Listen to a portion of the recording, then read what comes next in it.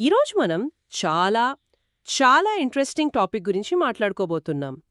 ఒకప్పుడు బలంగా ఐక్యంగా ఉన్న ఒక సమాజం ముక్కలైపోవడానికి కారణం పెద్ద యుద్ధాలు కాదు, విప్లవాలు కాదు. హ్మ్. కేవలం కొందరు మనుషులు నిశ్శబ్దంగా పుస్తకాలు చదవడం మొదలుపెట్టడం. ఇది వినడానికి కొంచెం విచిత్రంగా ఉంది కదా. అవును. ఈరోజు మన చేతిలో ఉన్న మూలాల సహాయంతో ఈ నిశ్శబ్దమైన మార్పు ఎలా ఒక పెద్ద విభజనకు దారితీసిందో విడమర్చి చూద్దాం. అంటే ఒక నమ్మకం నెమ్మదిగా భేదంగా ఎలా మారిందో చూద్దాం. అవును. ఇందులో ఆశ్చర్యపోయే విషయం ఏంటంటే, ఈ మార్పు ఎటువంటి శబ్దం లేకుండా మొదలవడం. మన మూలాల్లో ఒక వాక్యం ఉంది. నమ్మకం వ్యక్తిగతమైనప్పుడు భేదం నిశ్శబ్దంగా అనుసరించింది. ఆ వాక్యం చాలా శక్తివంతమైనది. కదా? ఇది ఒక తుఫాన్లా రాలేదు. ఒక ప్రశాంతమైన చెరువులో వేసిన రంగు చుక్కలా నెమ్మదిగా వ్యాపించింది. బయటకు కనిపించేసరికి ఆ చెరువు మొత్తం రంగు మారిపోయింది. కాని ఆ ప్రక్రియ మొదలైనప్పుడు ఎవరికీ తెలీదు. సరిగ్గా అంటే మీరు చెప్పేది ఒకే పుస్తకాన్ని పట్టుకున్న ఇద్దరు వ్యక్తులు దాన్ని చదివిన తర్వాత పూర్తిగా భిన్నమైన ప్రపంచాల్లోకి వెళ్ళిపోయారన్నమాట. ఖచ్చితంగా. ఒకప్పుడు అందరినీ కలిపిన అదే పుస్తకం ఇప్పుడు వారి మధ్య ఒక అదృశ్యమైన గోడను కట్టడం మొదలుపెట్టింది. అసలిది ఎలా సాధ్యం? సరే, దీని సంగతేంటో చూద్దాం. మొదటగా ఈ వ్యక్తిగత పఠనం అనే ఆలోచనతో మొదలుపెడదాం. హ్మ్. మన మూలంలో వ్యక్తిగత పఠనం ఎక్కువ కాలం వ్యక్తిగతంగా నిలవలేదు అని ఉంది. ఈ వాక్యం కొంచెం గందరగోళంగా అనిపిస్తోంది. ఒంటరిగా చదివితే అది వ్యక్తిగతమే గదా. మంచి ప్రశ్న. దీన్ని అర్థం చేసుకోవాలంటే మనం ఒక చిన్న ఉదాహరణ తీసుకుందాం. ఒక ఊరిలో ప్రజలందరూ ఫాలో అయ్యే ఒకే ఒక నీతి పుస్తకముందని ఊహించుకుందాం. ఓకే. శతాబ్దాలుగా ఆ ఊరిలో చదువు వచ్చిన పండితుడు ఒక్కడే. ప్రతి వారం అతనా పుస్తకంలోని ఒక అధ్యాయాన్ని అందరి ముందు గట్టిగా చదివి దాని అర్థాన్ని వివరించేవాడు. ఉదాహరణకు ఆ పుస్తకంలో ధర్మంగా ఉండు అని రాసి ఉందనుకుందాం. సరే. ఆ పండితుడు ధర్మమంటే పక్కవారికి ఆపదల సహాయం చేయాలి అని అర్థం చెప్పేవాడు. ఊర్లో అందరూ అదే విన్నారు, అదే నమ్మారు. అది ఒక సామూహిక అనుభవం. అందరి మెదళ్లలో ధర్మం అనే పదానికి ఒకే అర్థం ఉండేది. అర్థమైంది. అంటే ఒకే వంటకం అందరూ అదే తింటున్నారు కాబట్టి రుచి గురించి వాదనలు లేవు. కరెక్ట్. కానీ ఎప్పుడైతే ముద్రణ లాంటి టెక్నాలజీ వచ్చి ఆ నీతి పుస్తకం ప్రతి ఒక్కరి చేతికి వచ్చిందో అప్పుడసలు కథ మొదలైంది. ఆ ఇప్పుడు ప్రతి ఒక్కరూ తమ ఇంట్లో కూర్చుని ఒంటరిగా ఆ ధర్మంగా ఉండు అనే వాక్యాన్ని చదువుతున్నారు. అప్పుడు వ్యవసాయం చేసే వ్యక్తికి ఏమనిపిస్తుంది? ధర్మమంటే మన భూమిని, పంటను కాపాడుకోవడం అనిపించింది. మ్మ్. వ్యాపారం చేసే వ్యక్తికి ధర్మమంటే నిజాయితీగా వ్యాపారం చేయడం అనిపించింది. సైనికుడికి ధర్మమంటే మన ఊరిని శత్రువుల నుండి కాపాడడం అనిపించింది. ఒక్క నిమిషం. ఇక్కడ నాకొక విషయం అర్థం కావట్లేదు. అందరూ చదువుతున్నది ఒకే పుస్తకం, ఒకే వాక్యాలు. అలాంటప్పుడు ఇన్ని వేర్వేరు అర్థాలు ఎలా వస్తాయి? ఎవరో ఒకరు తప్పుగా అర్థం చేసుకుంటున్నట్టే కదా. ఇక్కడే అసలు పాయింట్ ఉంది. ఎవరూ తప్పుగా అర్థం చేసుకోవట్లేదు. ప్రతి ఒక్కరూ తమ జీవిత అనుభవాల అద్దంలోంచి ఆ వాక్యాన్ని చూస్తున్నారు. ఓ వాళ్ళ నేపథ్యం, వాళ్ళ ఆలోచనా విధానం ఆ అర్థాన్ని నిర్దేశిస్తున్నాయి. నమ్మకమనేది బయట నుండి ఎవరో చెప్పేది కాకుండా వాళ్ళ లోపల నుండి పుట్టే వ్యక్తిగత అనుభూతిగా మారింది. అందుకే వ్యక్తిగత పఠనం ఎక్కువ కాలం వ్యక్తిగతంగా నిలవలేదు అన్నారు. అంటే ఆ వ్యక్తిగత ఆలోచనలు ఎప్పటికైనా బయటకొస్తాయి. అవును, ఇతరుల ఆలోచనలతో పోల్చుకోబడతాయి. అప్పుడే వైవిధ్యం కనిపిస్తుంది. అంటే ఒకప్పుడు సామూహికంగా ఉన్న నమ్మకం ఇప్పుడు వందలాది వ్యక్తిగత నమ్మకాలుగా విడిపోయిందన్నమాట. ఇక్కడే మన మూలాల్లో చెప్పిన ఆ దూరమనే కాన్సెప్ట్ వస్తుందనుకుంటా. అవును. మూలం స్పష్టంగా చెబుతోంది. ఇది సంఘర్షణగా ప్రారంభం కాలేదు. ఇది దూరంగా ప్రారంభమైంది. ఈ దూరమనే పదం వింటుంటే అంటే ఇద్దరు స్నేహితులు ఒకే విషయం గురించి మాట్లాడుకుంటూ కూడా లోపల వాళ్ళు వేర్వేరు ప్రపంచాల్లో ఉన్నట్టా? ఖచ్చితంగా అదే. వాళ్లకి తెలియకుండానే వాళ్ల మధ్య అగాధం పెరుగుతున్నట్టా? అదే. ఆ ఉదాహరణలోని ఊరికే వెళ్దాం. వ్యవసాయం చేసే వ్యక్తి, వ్యాపారం చేసే వ్యక్తి పక్కపక్కనే ఉంటారు, రోజు మాట్లాడుకుంటారు. ఇద్దరూ ధర్మం గురించే మాట్లాడుతున్నామని అనుకుంటారు. కానీ ఒకరి మనసులో ధర్మమంటే భూమి, ఇంకొకరి మనసులో ధర్మమంటే నిజాయితీ. వారు ఒకరినొకరు ద్వేషించుకోరు, వాదించుకోరు. కాని వారిద్దరి మధ్య అవగాహనలో ఒక నిశ్శబ్దమైన ఖాళీ ఏర్పడింది.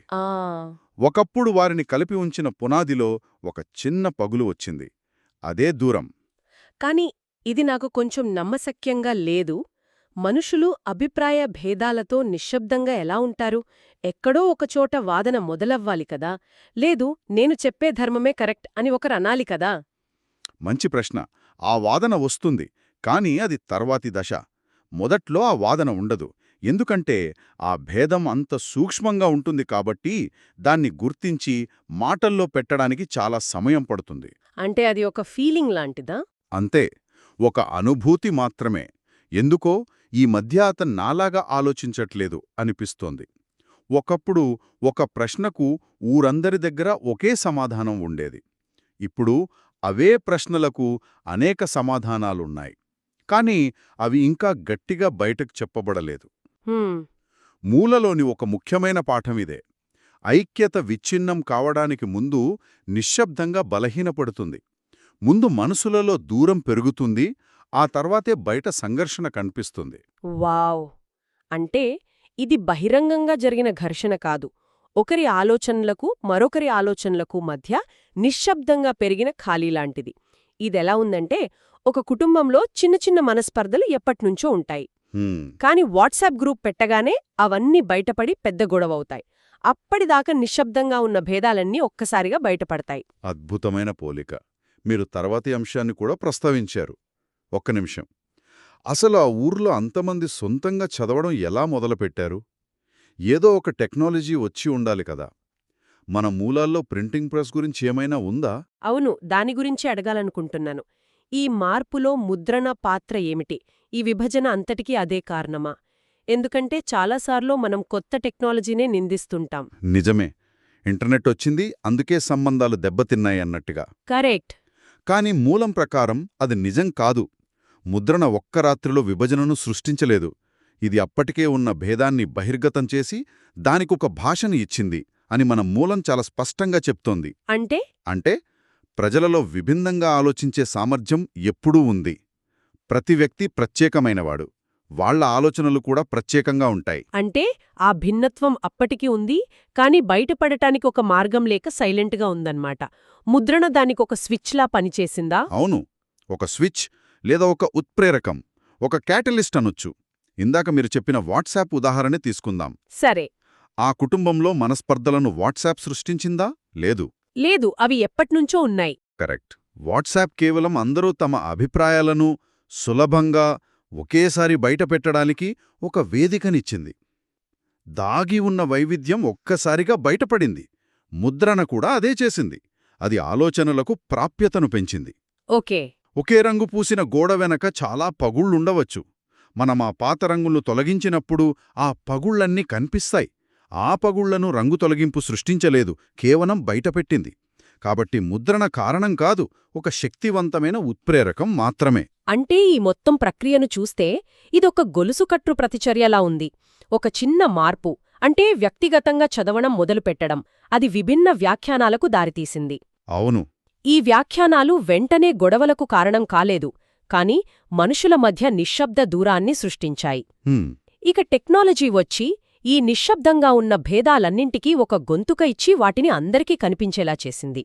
ఈ మొత్తం మిస్టరీలో విలన్ టెక్నాలజీ కాదు, మన ఆలోచనల్లోని వైవిధ్యమేనా? విలన్ అనడం కరెక్ట్ కాదేమో, కాని ఈ మార్పుకు మూలం మాత్రం అదే. మనం దీని నుండి గ్రహించాల్సిన ముఖ్య పాఠాలు కొన్ని ఉన్నాయి. మొదటిది, వ్యాఖ్యానం అనేది అనివార్యంగా వైవిధ్యాన్ని సృష్టిస్తుంది. నిజమే. ఒకే విషయాన్ని వేర్వేరు వ్యక్తులు వేర్వేరుగా అర్థం చేసుకోవడం సహజం.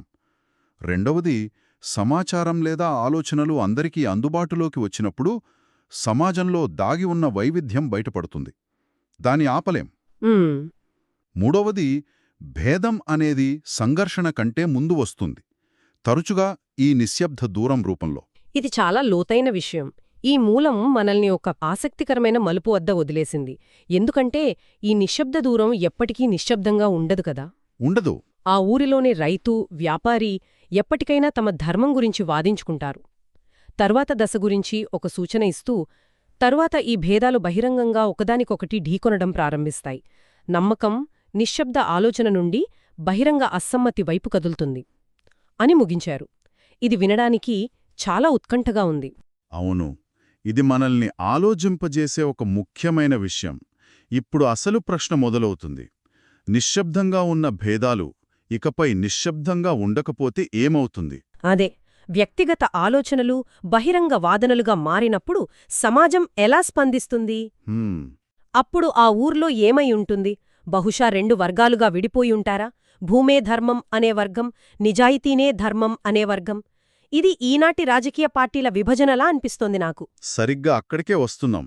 ఈ పరివర్తన కేవలం చరిత్రకే పరిమితం కాదు.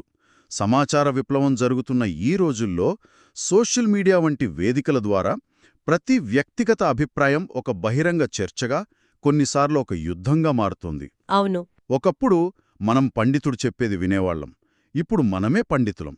మన ఫోన్లోనే మనకు నచ్చిన వ్యాఖ్యానాలు, మన అభిప్రాయాలను బలపరిచే సమాచారం దొరుకుతుంది. దీనివల్ల మన మధ్య దూరం మరింత వేగంగా, మరింత లోతుగా పెరుగుతోంది. ఖచ్చితంగా.